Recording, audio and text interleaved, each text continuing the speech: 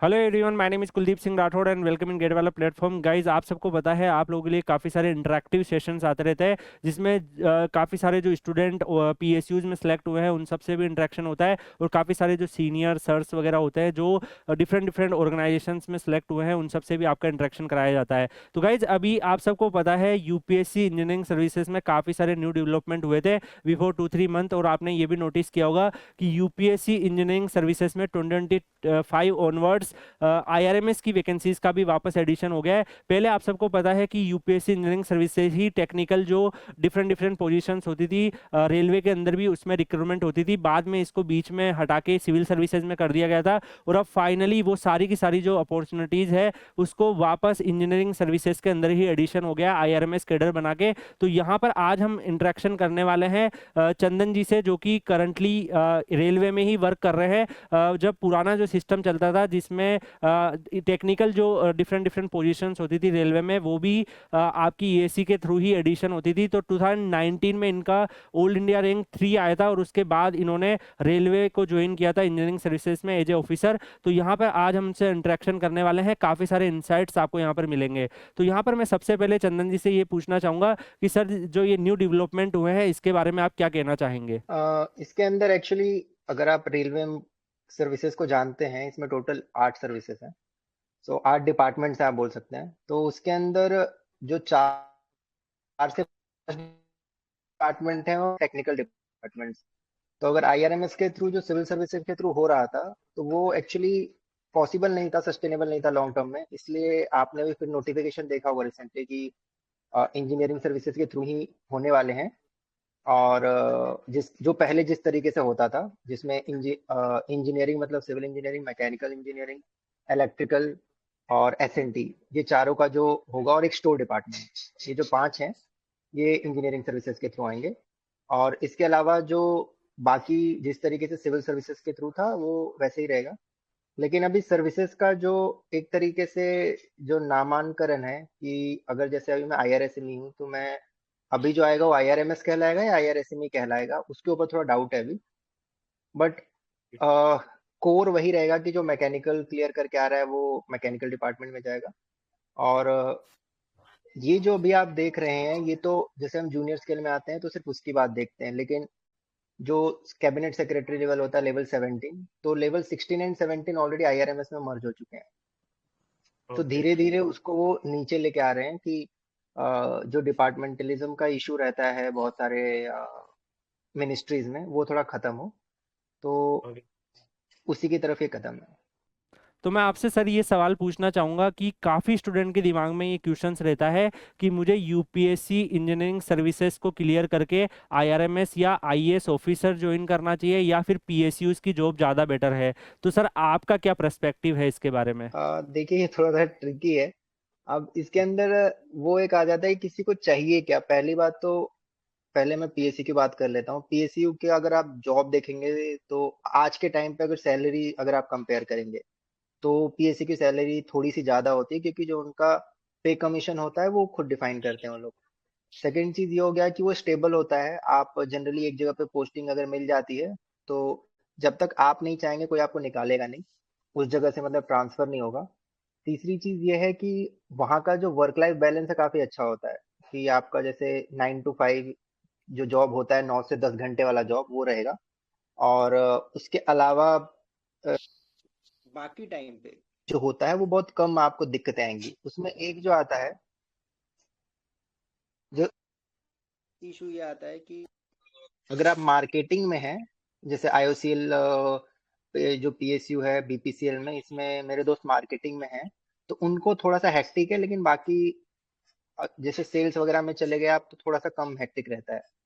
और इसके अलावा वहां पर जो अ, इसके अलावा अगर आप इंजीनियरिंग सर्विसेज में आएंगे, तो इंजीनियरिंग सर्विसेज में जो सबसे ज्यादा लोग प्रेफर करते हैं रेलवेज।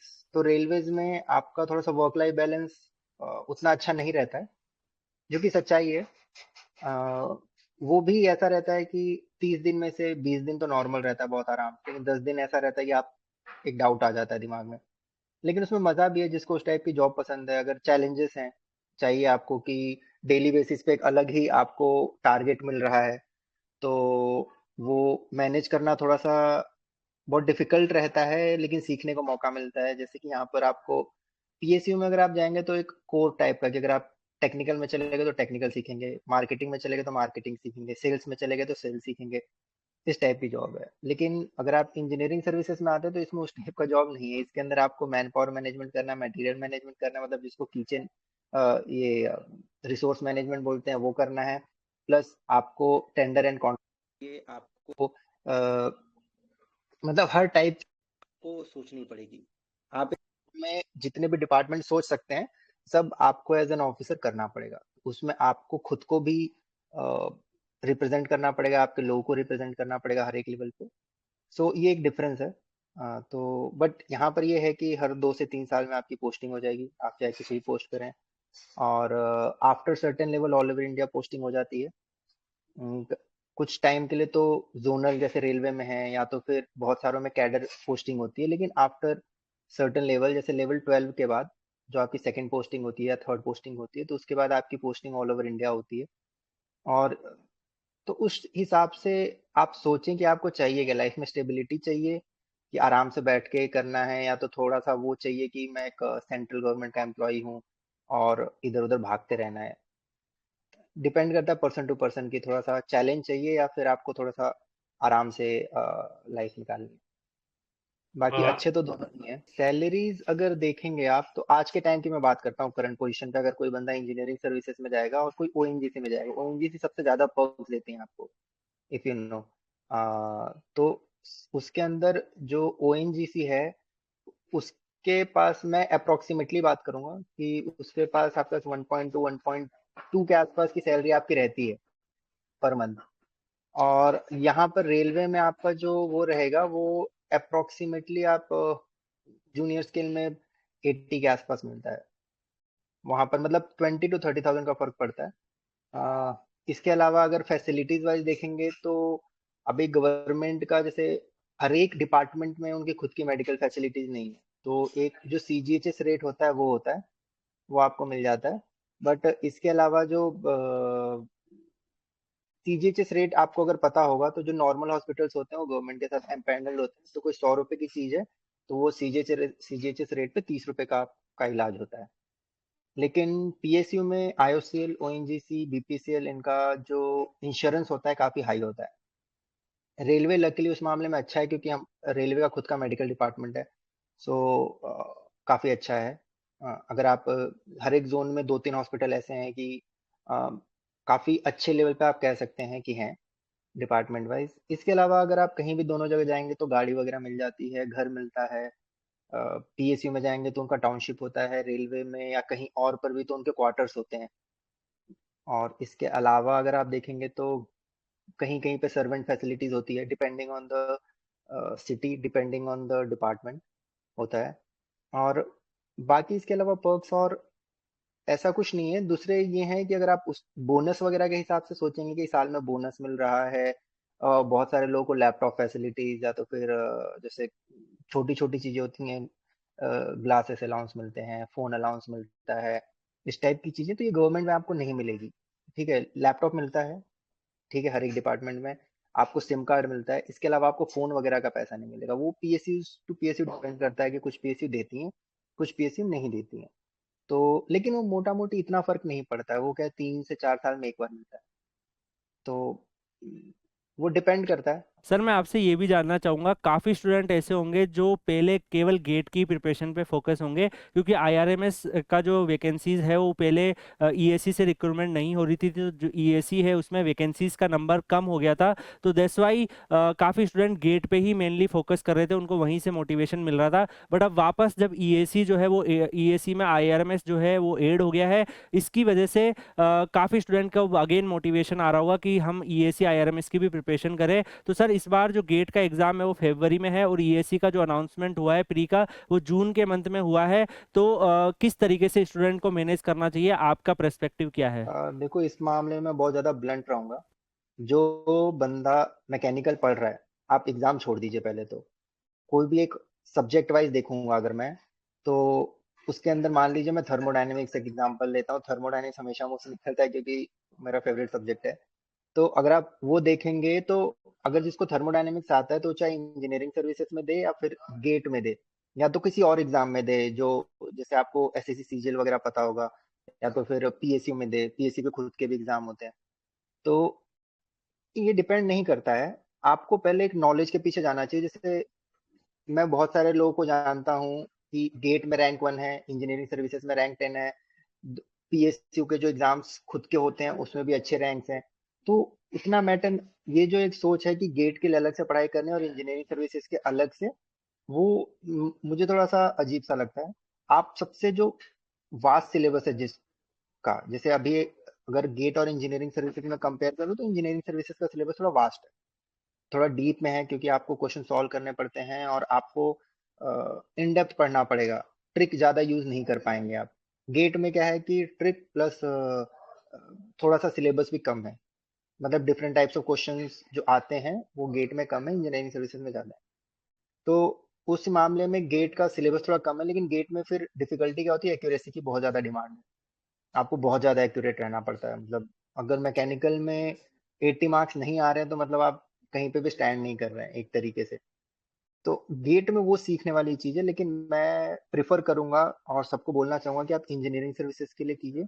मैंने इंजीनियरिंग सर्विसेज की पढ़ाई की थी, मेरा गेट भी ठीक ठाक रैंक से निकल गया था।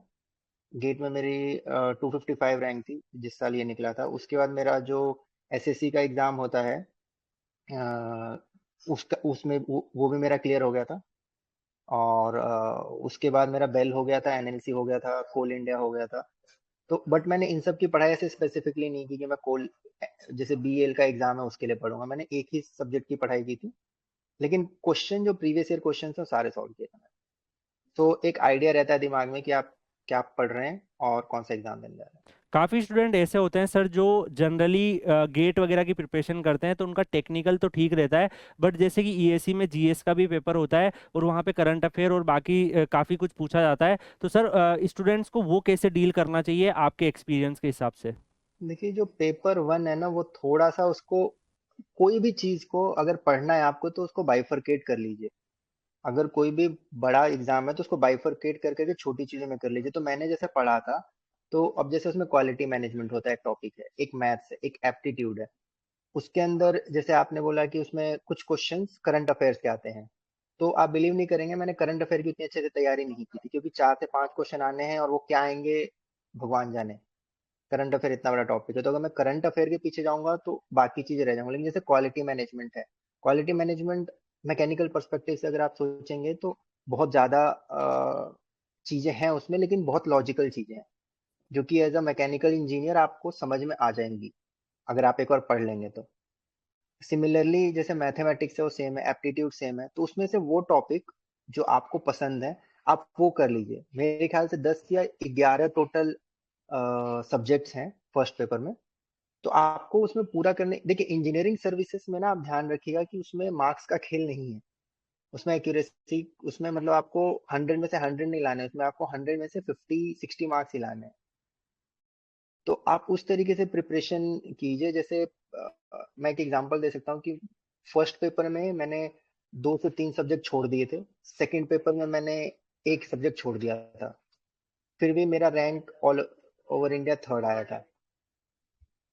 तो इस मामले में आप वो नहीं, वैसे मत सोचिए कि हर एक सब्जेक्ट पढ़ना है, लेकिन हाँ जितना पढ़ना है उसके हिसाब से बेस्ट करना है, वो है। तो गाइज आई होप सो कि आपको इस सेशन में काफ़ी सारी इन्फॉर्मेशन और साथ में तैयारी करने में गाइडेंस भी आपको मिली होगी। तो यहाँ पे मैं चंदन सर का थैंक यू भी बोलना चाहूँगा कि सर आपने अपने बिजी शेड्यूल में से यहाँ पर टाइम दिया और स्टूडेंट्स को यहाँ पर गाइड किया। तो जो भी स्टूडेंट ईएसी आईआरएमएस की प्रिपरेशन कर रहे हैं, गेट वाला की टीम आपके साथ हमेशा खड़ी हुई है। बाकी अगर आपको कोई भी सपोर्ट चाहिए, गाइडेंस चाहिए, तो आप लोग Kuldeep sir _PW Telegram channel Telegram पे सर्च करके ज्वाइन भी कर सकते हैं। वहाँ पर आपको करियर से रिलेटेड और भी डिफरेंट टाइप की गाइडेंस मिल जाएगी।